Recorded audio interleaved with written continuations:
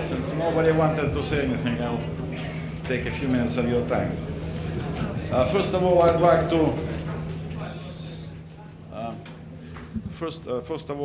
to make some comments in connection with a rather startling statement which was made by Ambassador Yuri Sergeyev of Ukraine at this stakeout on March 4.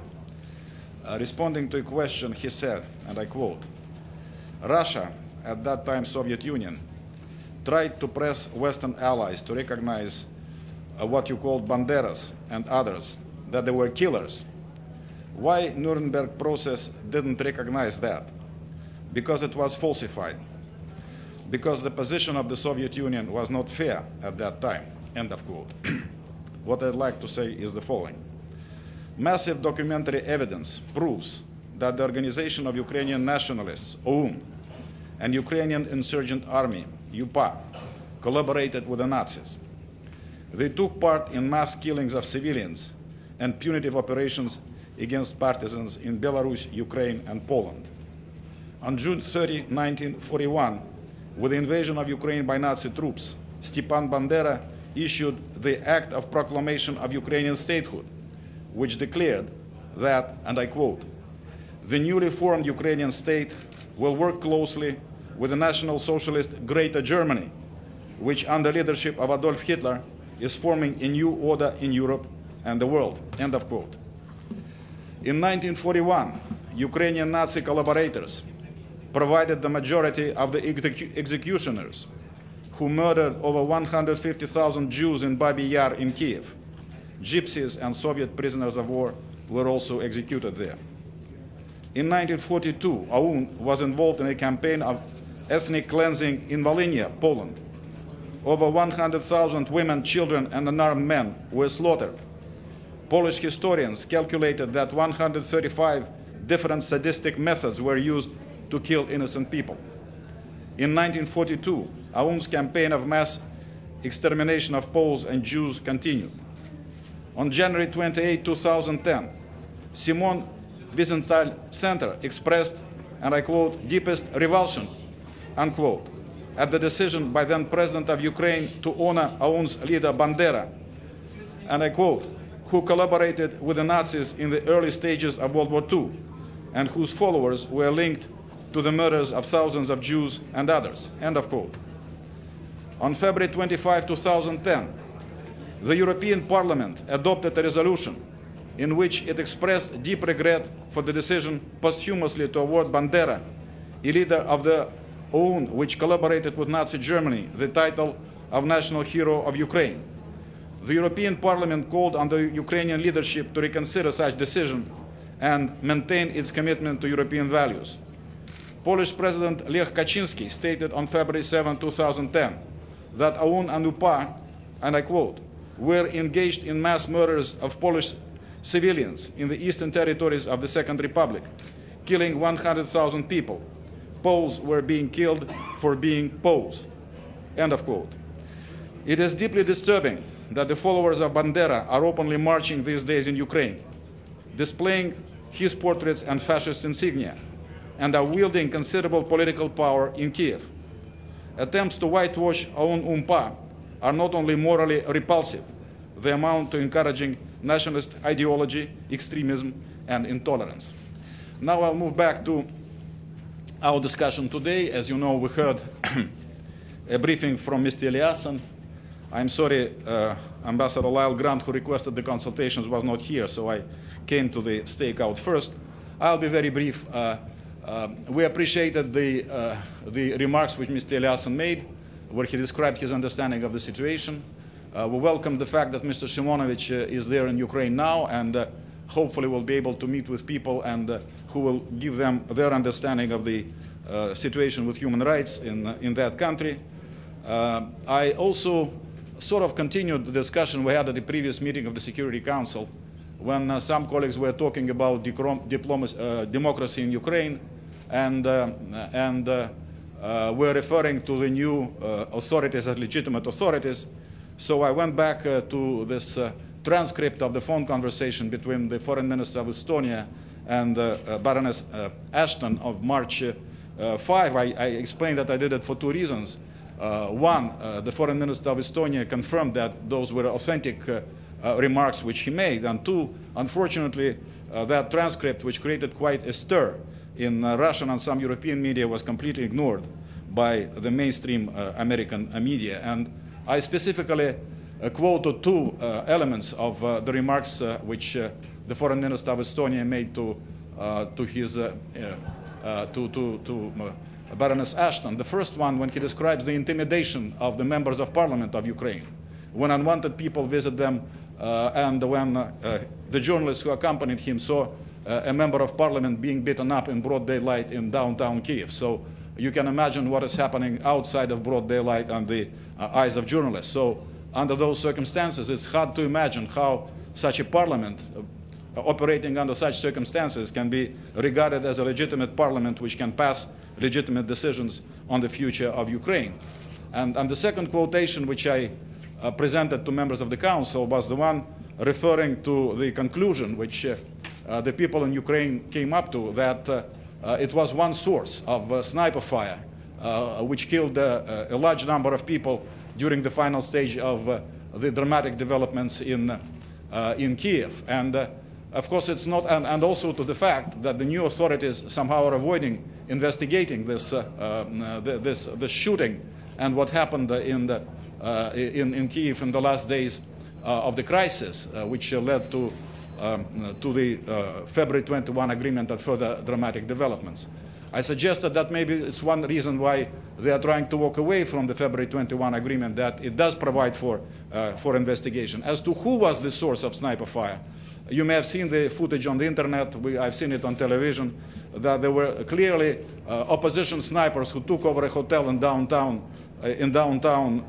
Kiev, who were working as snipers, shooting at somebody in the streets. So now it's obvious that they were the ones who were killing both the policemen and those who were protesting in order to exploit even further protest and take power by force to execute this coup in Ukraine. And finally, going to the core of our discussion as to what can be done next, I simply referred colleagues to a statement which was made today by Foreign Minister Lavrov in Rome after he completed another round of discussions with Secretary Kerry and maybe other officials, when he said, speaking about various possibilities of international role in dealing with the crisis in Ukraine, that we need to understand better what our partners mean, those who suggest that we create various mechanisms, what will be the composition of those mechanisms.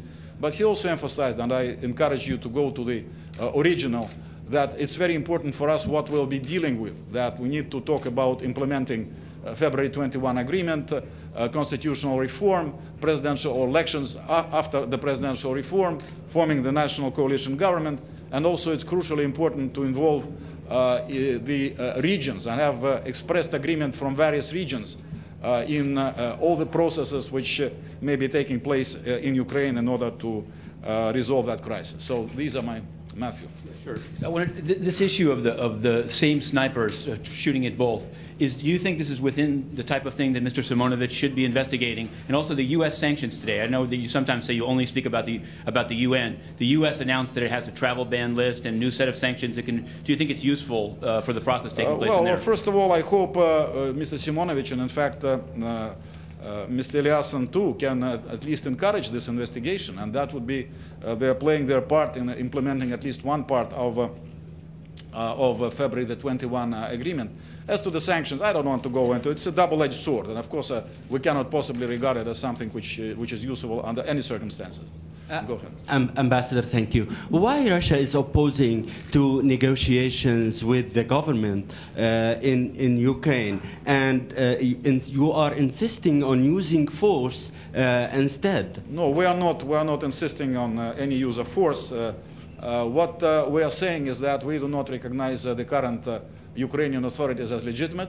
We do have various working contacts. We do have non-political contacts with them.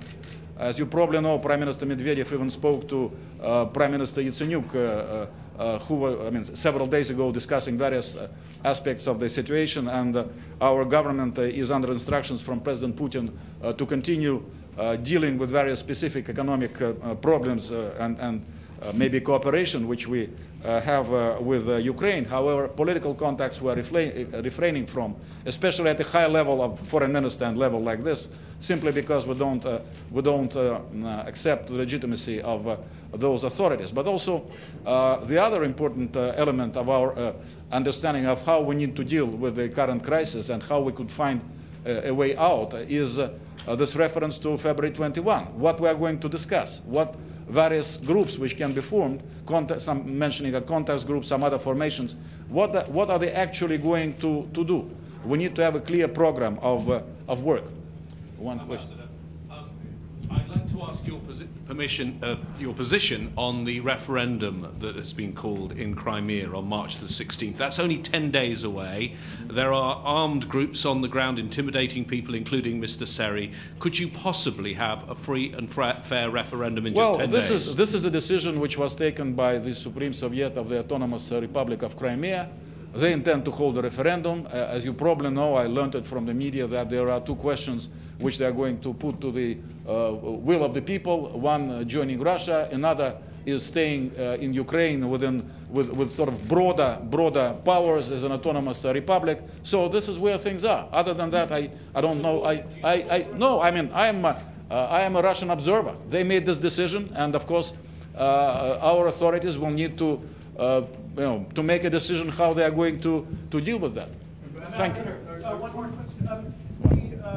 The Ukrainian ambassador suggested that it was Russians who were involved in this situation with Mr. Seri. And then one other thing, a number of ambassadors that I've spoken to here privately said that they don't understand how Russia could suggest that these militias or military personnel in Crimea are not Russian, the ones that don't have any markings. I described the very complex setup which we have in the Crimea now in terms of military presence in the Security Council meeting on the 4th. I mean, you have to understand that there is the Black Sea Fleet and some military with the Black Sea Fleet. Then there are people who are with the Ukrainian military presence there, and some of them have sworn allegiance to the authorities of the Autonomous Republic of Crimea. And then there are also various self-defense groups which sprang up, I think, even before or like immediately after February 21 because of what they perceived as the aggravation of the situation. As to what exactly and who malhandled Mr. Seri, and I did say I was very relieved to see him back in Kiev, safe and sound. I don't know exactly, but I think you should look up the last paragraph of Mr. Eliason's conversations with you, I think, or some of you, on the 5th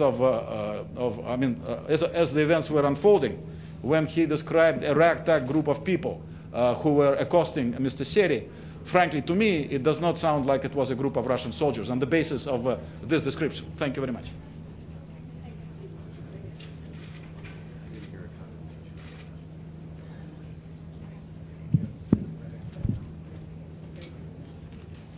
Yeah, can we just lift it up a bit?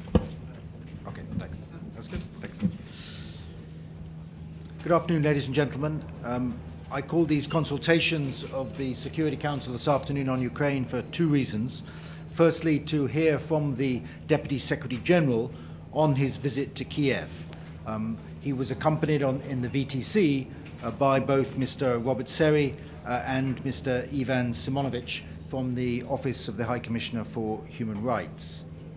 And secondly, to discuss the disturbing developments that have taken place in Crimea since the Security Council last discussed Ukraine on Monday. On the first issue, the Deputy Secretary General briefed on the contacts that he had had over the last couple of days with Ukrainian government leaders, parliamentarians, civil society, including church leaders. He reported that Kiev was tense but calm. He discussed the treatment of Robert Seri yesterday in Crimea, and all council members regretted and condemned that incident. I encouraged the UN to work closely with the OSCE and also to make maximum use of the good offices of the Secretary General.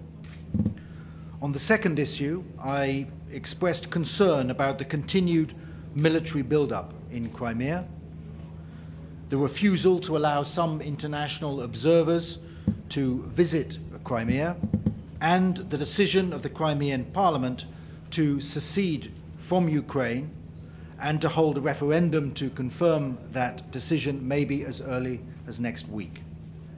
Clearly, such a referendum would be illegal under Article 73 of the Ukrainian Constitution, and it would also be deeply destabilizing. I made the point that there was an urgent need to de-escalate this crisis, and the United Kingdom has called on Russia, firstly, to engage with the Ukrainian government directly or with facilitation of a contact group. Secondly, to stop the build-up of Russian military forces in Crimea and return all those forces to their established Black Sea Fleet bases. Thirdly, to unequivocally commit to the unity, sovereignty, independence, and territorial integrity of Ukraine. Fourthly, to facilitate the full access to OSCE and other international observers to all parts of the Ukraine, and especially into Crimea. And lastly, to make clear that Russia rejects all provocations, including an illegal referendum in Crimea. As my Prime Minister made clear at the European Council earlier today in Brussels, the British government will continue to stand up for the Ukrainian people and their entirely legitimate hope for a better future. Thank you.